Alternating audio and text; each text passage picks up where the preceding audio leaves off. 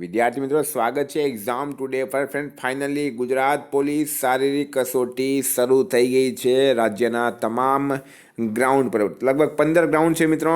આજની સંપૂર્ણ માહિતી લેવાના છે. આજે આપણે પહેલો દિવસ હતો, શું અનુભવ રહ્યો છે વિદ્યાર્થીઓનો, કયા ગ્રાઉન્ડ પર કેટલા પાસ થયા છે, કયો ગ્રાઉન્ડ ખરાબ છે, કયા ગ્રાઉન્ડના રાઉન્ડ બદલાયા છે. બરાબર, ઘણા એવા ગ્રાઉન્ડ છે જેના રાઉન્ડ પણ બદલાઈ ગયા, 12 કે 13. તો છેલ્લે સુધી વિડીયો સાથે બની રહેજો. ખૂબ ખૂબ ઇમ્પોર્ટન્ટ માહિતી લઈને આવ્યા છે મિત્રો. આગળ વધીએ એના પહેલાં Gujarat police constable PSI LRD માટે એક્ઝામ ટુડેનું લેટેસ્ટ 1 વર્ષનું કરંટ અફેર્સ. આમાં Olympic, Paralympic, Covid, IPL, GI tag બદલાયા નામ, ભારત ગુજરાતના વર્તમાન પદાધિકારી, પુસ્તક લેખક, company CEO, brand ambassador, awards GK, sports GK, G20 summit, T20 world cup, FIFA world cup, election GK, Ayodhya GK જેવી ટોટલ મિત્રો 40થી વધારે ટોપિક વાઇઝ કરંટ અફેર્સની PDF, છેલ્લા 1 વર્ષની લેટેસ્ટ મંથલી કરંટ અફેર્સની PDF, 10,000થી વધારે પ્રશ્નોનો સમાવેશ. તો PDF માટે માત્ર 250 રૂપિયા 9510411961 પર ગૂગલ પે, ફોનપે, પેટીએમ કંઈ પણ કરો, સ્ક્રીનશોટ મોકલી આપો મિત્રો. 2 મિનિટમાં PDF મળી જશે.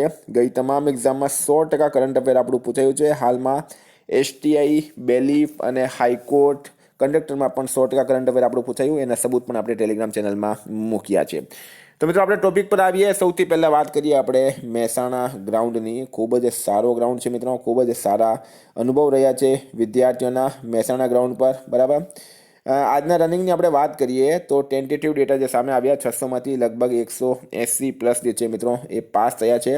માહોલ ખૂબ જ સારો છે. સવારની મોર્નિંગ બેચ જે છે મિત્રો એ ટાઈમ પર શરૂ થઈ ગઈ હતી. તો જેમણે પણ મહેસાણા છે મિત્રો, કોઈ પણ ટેન્શન લેવાની જરૂર નથી. ખૂબ સારો માહોલ છે. સ્ટાફ જે છે તમારો એ પણ ખૂબ જ હેલ્પફુલ છે એવું અત્યારે વિદ્યાર્થીઓ જણાવી રહ્યા છે. નેક્સ્ટ ગ્રાઉન્ડની આપણે વાત કરીએ મિત્રો. ગાંધીનગર બહેનો માટે ગ્રાઉન્ડ છે. આ ગાંધીનગરનો ગ્રાઉન્ડ જે છે એ બહેનો માટે છે. ખૂબ જ સારો માહોલ છે. એક મિત્રો તમને અપીલ કરવામાં આવે છે અહીંથી કે જે વિદ્યાર્થીઓ, કારણ કે ઘણા વિદ્યાર્થીઓ અમને પણ જણાવ્યું કે જે વિદ્યાર્થીઓને રાઉન્ડ જે છે મરાતા નથી, એટલે કે તમે થાકી જાઓ છો અથવા કોઈ પણ કારણસર, તો એ લોકો વચમાં ચાલવા લાગે છે અને આના કારણે મિત્રો બીજા વિદ્યાર્થીઓને ડિસ્ટર્બન્સ થતું હોય. તો ચાલવું હોય તમે ગ્રાઉન્ડની સાઈડમાં નીકળી જાઓ, સાઈડમાં ચાલો, કોઈ ઇસ્યુ નહીં મળે. પણ જે લોકોએ મહેનત કરી છે, જે લોકો રનિંગ કરી રહ્યા છે, એમને રનિંગ કરવા દો. તમે એમના વચ્ચે ડિસ્ટર્બન્સ ના બનો એવી અપીલ હું પણ કરું છું. કારણ કે સ્ટુડન્ટે એવી વાત કરી છે કે સાહેબ આ રીતની પ્રોબ્લેમ આવે છે, દરેક ગ્રાઉન્ડમાં આ પ્રોબ્લેમ આવી રહી છે. તો ગાંધીનગરમાં લગભગ 200 છોકરીઓમાંથી 90 જેટલી પાસ થઈ છે. ખૂબ જ સારો માહોલ છે. હિંમતનગર ગ્રાઉન્ડની વાત કરીએ મિત્રો, 600માંથી લગભગ 210 જેટલા પાસ થયા છે. માહોલ હિંમતનગરમાં પણ સારો છે મિત્રો. તમારી પાસે પણ કોઈ પણ ફોટાસ, વિડીયોઝ, ઇન્ફોર્મેશન હોય તો તમે મને 9510411961 પર મોકલી શકો, જેથી કરીને બીજા સ્ટુડન્ટને એનો ફાયદો થાય. આપણે એમનો અનુભવ જે છે શેર કરતા હોઈએ છીએ એકબીજા સાથે.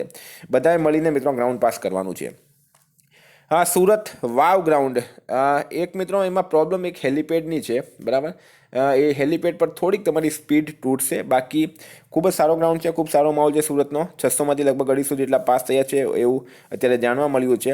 બરાબર, ખૂબ જ સારો માહોલ છે સુરત ગ્રાઉન્ડનો પણ. મિત્રો, ગોંડલ ગ્રાઉન્ડની વાત કરીએ તો પહેલી બેચમાં 200માંથી લગભગ 70 જેટલા પાસ થયા છે એવું જાણવા મળ્યું છે. અને અહીંયા પણ ખૂબ જ સારો માહોલ એવો બનાવવામાં આવેલું છે ગોંડલની અંદર પણ.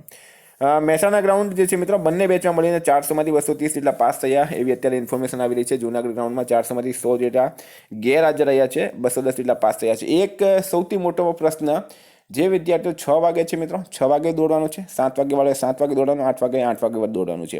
કદાચ 6 વાગે વાળાને ટાઈમ ચૂકી ગયો અને સમયસર ગ્રાઉન્ડ પર નહીં પહોંચ્યો તો ચિંતા કરવાની જરૂર નથી. તમે સેકન્ડ બેચમાં પણ દોડી શકો છો. બરાબર, મારા એક્સપિરિયન્સ પ્રમાણે એટલે તમારે ગ્રાઉન્ડ છોડીને નથી આવવાનું, સેકન્ડ બેચમાં પણ તમે દોડી શકો છો. નડિયાદમાં 200માંથી 60 જેટલા પાસ થયા છે.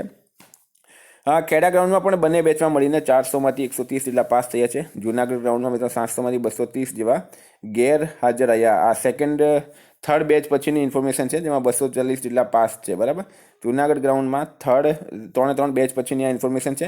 જામનગરમાં પણ 200માંથી 81 જેટલા પાસ થયા છે એવી અત્યારે ન્યૂઝ આવી રહી છે. મિત્રો, હિંમતનગર ગ્રાઉન્ડ પર એક ઇન્સિડન્ટ આજે એ થયું કે હિંમતનગર ગ્રાઉન્ડમાં સવારે 5:15 ગ્રાઉન્ડ પર પહોંચી ગયા હતા. એમના મેનેજમેન્ટના લીધે ગ્રાઉન્ડમાં પ્રથમ શિફ્ટની દોડ 7:15 ચાલુ થઈ હતી, જેના પરિણામે 200માંથી 131 લોકો ફેલ થયા અને મેનેજમેન્ટના અભાવના લીધે ઉમેદવારોને 10થી 15 વખત ઊભા કર્યા અને પાછા બેસાડવામાં આવ્યા.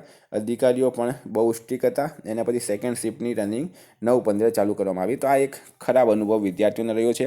હવે ખરેખર વજન માપવામાં આવતું નથી. બરાબર, આગળ પણ આપણે ઇન્ફોર્મેશન આપી હતી, સૂચના આપી હતી, વજન આમાં કાઢી દેવામાં આવ્યું છે. મિત્રો હાઇટમાં જરાક પણ ચલાવી લેવામાં આવતા નથી, ચેસ્ટમાં પણ ચલાવતા નથી. તમામ ગ્રાઉન્ડમાં આ જ ઇન્ફોર્મેશન છે. તમારી પાસે પણ કોઈ નવી ઇન્ફોર્મેશન હોય તો જરૂરથી શેર કરજો મિત્રો એક્ઝામ ટુડે પર, જેથી કરીને આપણે બીજા સ્ટુડન્ટને જે છે એનો ફાયદો થઈ શકે. કારણ કે આ બધી ઇન્ફોર્મેશન આપણે શેર કરતા હોઈએ, જેથી કરીને બીજા સ્ટુડન્ટ જે આવતીકાલથી જે લોકો રનિંગ કરવાના છે એમને એક નવો અનુભવ મળી રહે. ફરી એક વખત અપીલ કરું છું તમને, જુનાગઢ ગ્રાઉન્ડમાં મિત્રો જે રાઉન્ડ છે એ લગભગ 12 મારવાના છે, કારણ કે ત્યાં બોર્ડ મારવામાં આવેલો છે. એ એક ચેન્જીસ હોઈ શકે, એ તમારે પાછું કન્ફર્મ કરી લેવું. 12 કે 13 રાઉન્ડ છે, બરાબર. દરેક ગ્રાઉન્ડમાં તમે જાઓ ને તો એટલે પહેલે એક બોર્ડ મારેલું હશે ત્યાં કે ગ્રાઉન્ડના 12 રાઉન્ડ છે કે 13 રાઉન્ડ છે. તો જુનાગઢમાં પણ ખાસ પાછું એક વખત તમારે ચેક કરી લેવાનું કે 12 રાઉન્ડ મારવાના છે કે 13 રાઉન્ડ મારવાના છે. એવી રીતના દરેક ગ્રાઉન્ડ પર તમારે ચેક કરી લેવાના રહેશે. વચમાં જરાક પણ નથી ચાલવાનું, કોઈને ડિસ્ટર્બન્સ નથી થવાનું. આપણા જ ભાઈઓ છે મિત્રો, બરાબર. આપણા જ ભાઈઓ પાસ થશે. આપણું રનિંગ નથી થતું એનો મતલબ એમ નહીં થાય કે આપણે બીજાને માટે ડિસ્ટર્બન્સ ઊભો કરીએ. આ વાતનું ખાસ તમારે ધ્યાન રાખવાનું છે. તમામ ભાઈઓ અને બહેનોને બેસ્ટ ઓફ લક. ફરી એક વખત કહું છું, રબર બેન્ડ ઘણા એવા છે કે જેમનો ગ્રાઉન્ડ મિત્રો 22 મિનિટમાં તેઓ આટા મારને ઊભા રહી જતા હોય ને પછી એમને ખ્યાલ આવે કે એક રાઉન્ડ ઓછો માર્યો છે.